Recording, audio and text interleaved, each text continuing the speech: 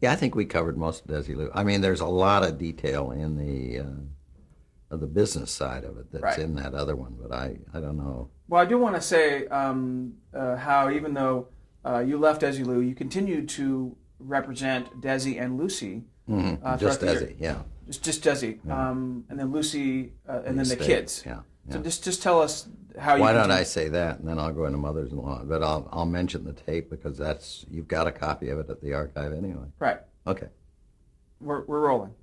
Go ahead. we were talking about Desilu, Yes. and uh,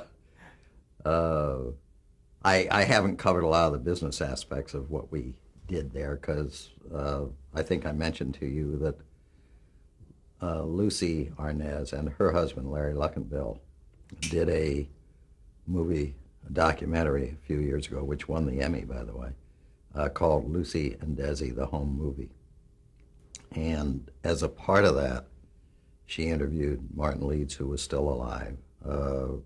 She did about a 3-hour interview with me. She did Ed Holly, who I mentioned was the treasurer, and stayed very close to Desi. Both of us did after he left the studio. Uh, and I've given a copy of that interview, most of which, by the way, wasn't used in that, but it was used recently in a Bravo uh, documentary that deals with the history of the studio itself. Um, so since you've got that interview, I figured I wouldn't go back over uh, too much. Actually, Lucy was the reason I started doing all this because she's a great believer in doing histories, and she insisted on she Lucy would Arnaz. yeah, Lucy Arnaz. She insisted on coming out one. She was out one weekend. She called. She said, "You're going to sit down and tell me the whole history of Desilu and everything." And I have almost 8 hours of tape that Lucy did with me, in addition to the 3 hours that I've given to the archive. I just So, want to say for the record, you haven't actually given me the 3 hours yet, but we've talked about it. oh, I thought you had them. No, No, she was perfectly willing to do it. right. So I told her they would be there. I have them now, but I'll give them back. You can make a copy. But yeah, no, you're welcome to have them for archival purposes. Right. And she had no objection to it. So bottom line is you did stay close to the family over. Well, I didn't know the kids very well. I had met them, obviously. You see, after Desi left Desilu, then he started Desi Arnaz Productions, Inc. By then he had married Edie. They were living in Corona, and Corona Del Mar, and well, Del Mar actually. Uh, and he decided to produce The Mothers-in-Law, which was the one with Eve Arden and Kay Ballard. And it's famous also because in the first year he had Roger Carmel as one of the husbands. He got in an argument with Carmel over salary, fired him, and hired Richard Deacon. And the second season has a different husband, and nobody ever said a word. It proved you can do it. Uh, he called me and asked me to handle Mothers-in-Law, he and Art Manella. And so I took on The Mothers-in-Law. I did all the production work on The Mothers-in-Law. Bob and Madeline wrote that. Bob, Carol, and Madeline Davis, who are the writers of I Love Lucy, and two of our Hall of Fame honorees because they're at the Academy because they and Jess Elmenheimer were the guts of that, and the two Bobs, Weisskopf and Schiller. Uh, the we did The Mothers-in-Law at what was then General Service Studio.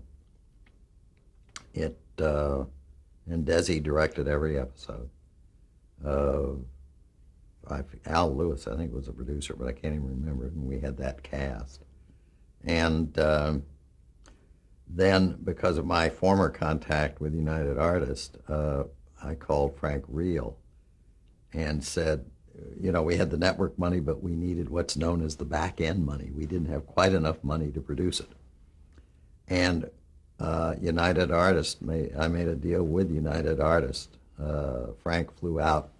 We got the limo and we drove down to Del Mar. I introduced Frank to Desi Arnaz and we sat for the afternoon and we made a deal where United Artists, excuse me, took the syndication rights of the Mothers-in-Law after it was on the network and gave us enough money. The typical deal nowadays, they gave us enough money to produce the show. So we did Mothers-in-Law. Desi then, after that, we had one hilarious experience in New Mexico, but Desi was buying rights. He bought a book which was set in Florida. At that point, the Jacarea Indians in Dulce, New Mexico, which is northern New Mexico, they're oil and cattle. They have a lot of money, and they started financing films. They financed the Johnny Cash film. And somebody in New Mexico called Desi and said, you should do a film with these guys. So we all traipsed over to Dulce, New Mexico. I say traipsed. Desi refused to fly, if you remember. So Desi drove over, or took the train. I can't remember, but he ended up in Albuquerque anyway. I flew and ended up in Albuquerque with a guy from the William Morris office. And then we all drove up to Dulce, which is on the Colorado border, and to make a deal with the Indians to finance this film. In the interim, while Desi was on the way over, the setting changed from Florida to New Mexico, and the characters changed to India. But in any event, we got up there. It was really a wild night. I mean, Desi, the Indians were speaking Indian, Desi was speaking Spanish. I mean, they didn't understand Cuban Spanish. It was hilarious. We didn't put a deal together, but we sure gave it a good shot. And he then, more or less, he did the Douglas show sometimes. He hosted that. He did some other stuff, but he was then not feeling too well. The Mike Douglas show. Yeah, Mike Douglas. And, he always had stomach troubles from the booze. And so he basically began to retire.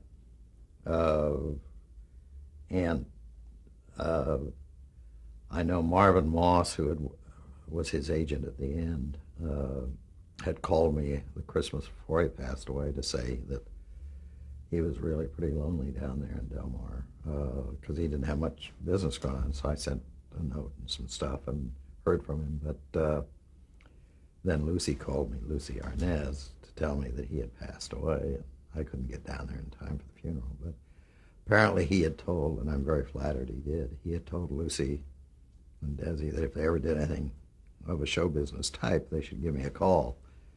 And although I'd known the kids, I hadn't really seen them in a long time. And when Lucy started, shortly after that, when she started to think about doing the home movie and some other stuff, I got a call from her, and basically because of that,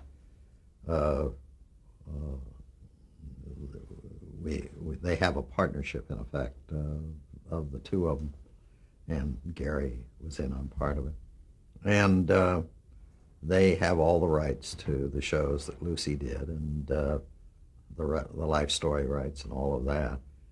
They had all the home movies, and so I have represented them with great pleasure because they're wonderful to deal with. All the rights except for the original I Love Lucy show. I Love Lucy belongs to CBS, and but the likeness of Lucy, I mean, there's a deal with CBS, so even on the merchandising, they share in that. And any likeness of Lucy, for example, the strollers out at Universal, is a joint arrangement because it's a likeness of Lucy and it's a likeness of Lucy Ricardo. So it gets a little complicated. But by you say strollers, that means impersonators. Yeah, they have the, I don't know if you've been out to Universal, but they have the, she walks around. That's why they call them the strollers. Right. Impersonating Lucy, or Lucille Ball. So it's been, I handle both the estates, and it's been going on for some time. She did the home movie. She just cooperated in the production of the one that I mentioned, The History of Desilu, that was on Bravo, where she used the Ed Holly and Dixon Dern tapes, I guess, that she hadn't used before. And she has her own career. She was in a play in London a couple of years ago. We flew over to see the play, so at Christmas time, so we got to spend Christmas with her and Larry and the kids. And they're a wonderful family. Uh, so it's an interesting group. We had an anniversary of I Love Lucy, which we did that show. We cooperated with CBS on that show. And before that, we had a party. Fred Rappaport, who was at CBS at part of that time, and Gary Smith, who was a producer, did the work on that, along with Lucy and Desi. All four of them really helped put that together. What do you think the legacy of Desilu is? I don't think the legacy of Desi is so much Desilu as it turned out to be of Lucy and Desi. I mean, Desilu, like a lot of other companies, I mean, its legacy was that all of these shows that it did went into Paramount and are still being seen. The legacy of I Love Lucy is unbelievable. It's it's just a phenomenon. I mean, I think Gilligan's is a little bit of that. I mean, we're looking at something that 4 generations of people literally now have seen as they grew up. Our generation and then each generation after that. And it doesn't age. In fact, I think it would be terrible to colorize it or anything. It's just so perfect as the slapstick that it is. Why do you think it doesn't age? It's hard to say. As I said, I'm not the best judge of development, but I think the humor, I mean, first of all, the premise is very simple. It's, the wife who wants to be on stage and the husband who's really the sidekick. It's a very simple format. They played it in different ways over and over again. But her antics, his sort of the sidekick role and the combined with her antics, I think are a type that appeal to apparently every generation. My youngest daughter, who's now 11, watches it just as much as my older kids did. I mean, she knew every episode practically. The fan club is huge. They have a festival every year out at North Hollywood at the Television Academy. The merchandising is phenomenal for a series of that age. I mean, there's Lucille Ball stuff coming out all the time. Is it through one company in regards to all the merchandising? Well, we have a merchandiser out of Chicago called Unforgettable Enterprises. I think Bruce Braun is his name. And he does it for both CBS and what we call Desilu 2, the partnership, the limited partnership is called, or limited liability company is called Desilu 2. Excuse me. Let's bring you back to when you first set up your law practice in regards to entertainment, 1967. What was the name of it, and did you have any clients at the beginning? Frankly, hopefully yes. It started out just as myself.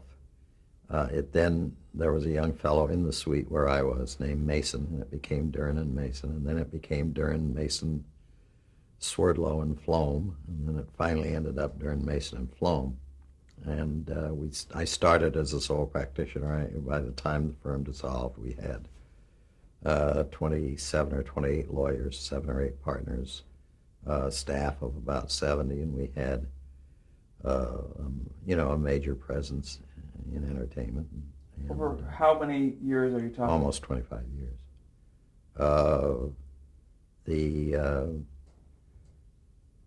When I started, as I indicated, I had Desi. I had a company called Andrews Yegeman, which was Ralph Andrews and Bill Yegeman, who had been at Desilu and started a daytime arm there and then had left, asked me to represent them. And they did You Don't Say with Tom Kennedy. They did Liars Club at one point, a number of the shows. Because I knew quite a bit about game shows, I got to know Alan Ludden. I represented Alan and through that, of course, knew Betty until Alan passed away. Betty White. Betty White, his Was wife. married to Alan. Mm-hmm. And then I helped Betty on Betty is a big pet advocate, as you know. She did a show called Pet Set that I did. Few years in, I was quite close to a few of the younger agents at William Morris, including Mike Ovitz, Bill Haber, Ronnie Meyer, the group that is CAA or was CAA. Which we'll get to in a second.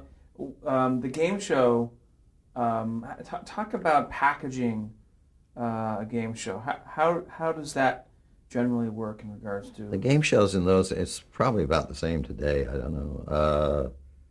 But remember, in those days there were a lot of game shows on network, and they were both daytime shows, 5 days a week, which we call stripping, and once a week. And then a lot of the shows went 6. They'd do 5 days a week, and then they'd have a primetime show on the weekend. They were almost all deals that were made either directly with an advertiser or more likely with a network. And, for example, most of ours that I handled were with, say, NBC or ABC. The network would do them at their facility. They would furnish what we call the below the line, which is, your viewers, I'm sure, would... The below the line is everything, cast, writers, directors, producing unit. That's above the line. It's an accounting phrase originally. Below the line would be crew and facilities, basically, music, that sort of thing. So that, and it started out in motion picture business, because when you do a budget in the motion picture business, you have one area which is, quote, above the line, you draw a total, and you have the below the line, you draw another total, and that's where the phrase came from. But the network would furnish its crews and facilities. You'd package, these shows would go 5 days a week. They usually would be produced like 2 days in a week, and then they'd air. And at that stage, there was no syndication really of them. They were all current. Now, all the big companies, Goodson Todman, all of those that saved them and had the rights, have vested those in companies like the Game Channel and others, and they are being rerun. Game Show Network, you mentioned. Game Show Network, yeah, which is a Sony network. What were some of the shows that you specifically worked on? I had You Don't Say, I had Liars Club, I had Celebrity Sweepstakes at one point. There was one that I actually, I'm not supposed to be in development, but I actually, Ralph and Bill came up with it, and I sold it to United Artists. We got as far as a pilot. I can't remember if we aired or not, but UA thought they might go into daytime. And I can't remember the name of it. It was a drawing one. Boy, what other ones? With Alan, I was involved with him on shows that he didn't own, and shows that he tried to develop. Describe him for us, Alan Ludden. Alan was he was just what you see on camera. He was just a very lovely, decent person. He was serious yet very smooth. He was extremely nice to deal with. It didn't last too many years because of his passing away, but he did develop 2 or 3 game show type shows, and he was doing the College Bowl himself at that period, as I recall. I think that's what he was hosting. But the way he came across on camera is the way he was in a lot of ways. He was very nice. As you're building your practice, what kind of clients were you looking for? It was a mix, and I've had a funny career in a way, because I'll get called in on special matters. You had asked me once about Cosby. That was just a limited representation just for one thing. What was that? Since we're at it. I was in New York and I got a call from a lawyer out here who the Cosby said who was a criminal lawyer. Actually, he wasn't an entertainment lawyer, and they had just hired him to break up the company that Cosby was tied with, Campbell Silver Cosby, because Cosby wanted to go it alone. And this is Bill Cosby. Bill Cosby. So I got a call in New York. Could I handle it? And when I came back, I did. I worked out it. It was Roy Silver and I can't remember Campbell's first name. Doug, I think, but I can't recall. But I had worked out a sort of a solution where Roy Silver, who was pretty well known as a manager, would have stayed on as a consultant. I can't recall what we did with Campbell, and it would have basically have been Cosby's company. I had not met Mrs. Cosby at that point, and I'm told that once that deal was presented to Bill, and he had more or less sort of passed on, but then the family discussed it, and they wanted an even bigger break from Roy Silver, so then they went on, hired somebody else to threaten to litigate that break, and it eventually worked out that way. But my bit, as it were, was to see if I couldn't sever the relationship, which I guess up to that point I had, but they wanted it severed even further, and it was all very friendly. You're also working on the DNA. I hardly knew him at all. My best recollection of him, I still smoked in those days, is the first time he met me, he handed me a Cuban cigar, and I thought, this is my man. I have no idea how he got them. That was soon after the embargo, right? Yeah, so this was during the embargo. Yeah, right. Let's face it. If anybody could get them, I think Mr. Cosby could. You also worked on the Dean Martin show. I really didn't ever know Dean at all, Martin. What I did, that was a pure labor representation. That's a good example of where I was brought in. And it's a very complicated issue. AFTRA, which is the American Federation of Television and Radio Artists, that represents actors in live television shows, among other things, and variety shows, took a position that the showing of the Dean Martin show and others, Red Skelton, Smothers Brothers, in Canada triggered reruns. And I'd have to stretch to even remember all the details of which code section they were relying on under their code. But NBC, which was in it, and myself on behalf of Skelton and Dean Martin, took the position that these were not reruns, that there was an exception in the code, and that the way they were sold up there wasn't syndication, which is what I think, if I remember, AFTRA was trying to claim. And if anybody from AFTRA hears this and says I'm wrong, I'll defer because it's been a long time. But we were taking a position that the method of sale was no different than a network sale, so it was part of the network sale. Was this exclusive to Canada or in foreign territories in general? No, there were other claims in other territories. This lawsuit was exclusive to Canada. And it was held, all labor is arbitrated. It was held in New York before a New York arbitrator. I flew in for the first arbitration, and the plane I was on missed the runway and skidded over the parkway there by Kennedy.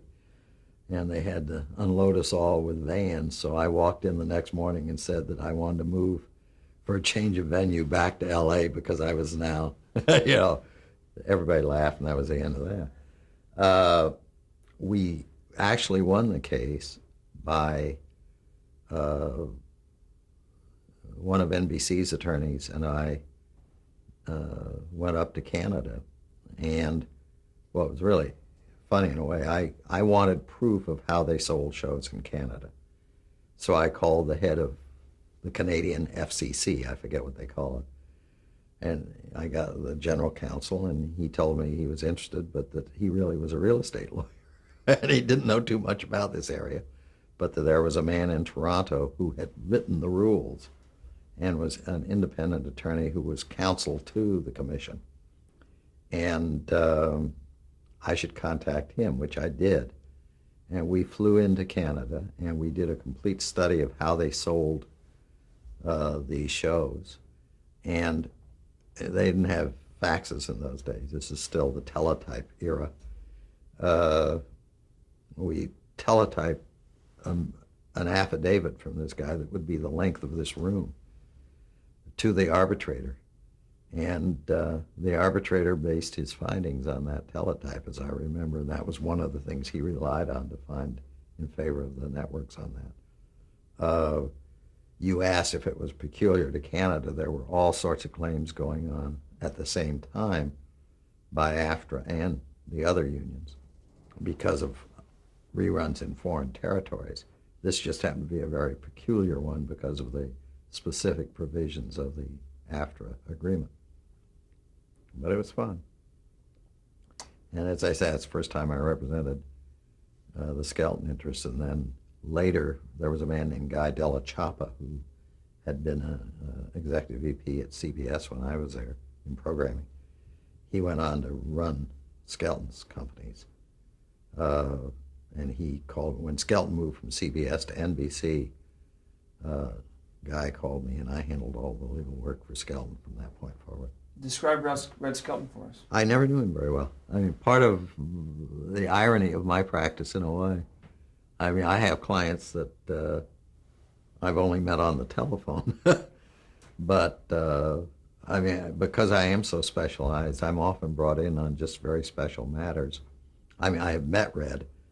I was at 21 one day in New York, and Red came in with the then Mrs. Skelton, Georgia, and Guy Della Chapa. And Guy called me over to the table and said to Red, "He's one of your lawyers." And Red had met me before when he was at CBS, but I never felt that I knew him. Unlike dealing with Desi or some of the others, you know, I didn't have that kind of a close relationship. It was a business relationship. Early 1970s, you began representing the Jackson 5. Yeah. Tell us about that. They came out here in the 70s from Detroit. They had a young manager named Richard Aaron, who was the son of Max Aaron, who was the head of Local 47, the American Federation of Musicians, New York local. He was a lawyer, I think, I don't know if he ever practiced. And they came out, and I got a call from one of the other firms in town that the Jackson 5 needed a lawyer to take them in on a minor's approval because that firm represented Motown. So the J5 came over, and I think back now, I mean, you know, we represented them for probably 5 or 6 years before they grew up. They'd come over to the office, and there'd be little Michael running around the office. I never realized I had a billionaire in the office. And one of them called me about something, I forget which one called, about 6 months ago. He said, "I remember, you're Dixon and Dern, aren't you?" And I said, "That's what your father always called me, you know." We handled them and almost all of their record stuff, and then they did tour stuff, and the television show. They were then with CAA. And so we handled the television show. And about that time, the friction began to build. As each kid got older, we had to recommend that there be independent counsel. And actually, we ended up with the corporation and Joe Jackson, and everybody else ended up with Michael and some of the other kids. Janet wasn't around in those days. Pause right there.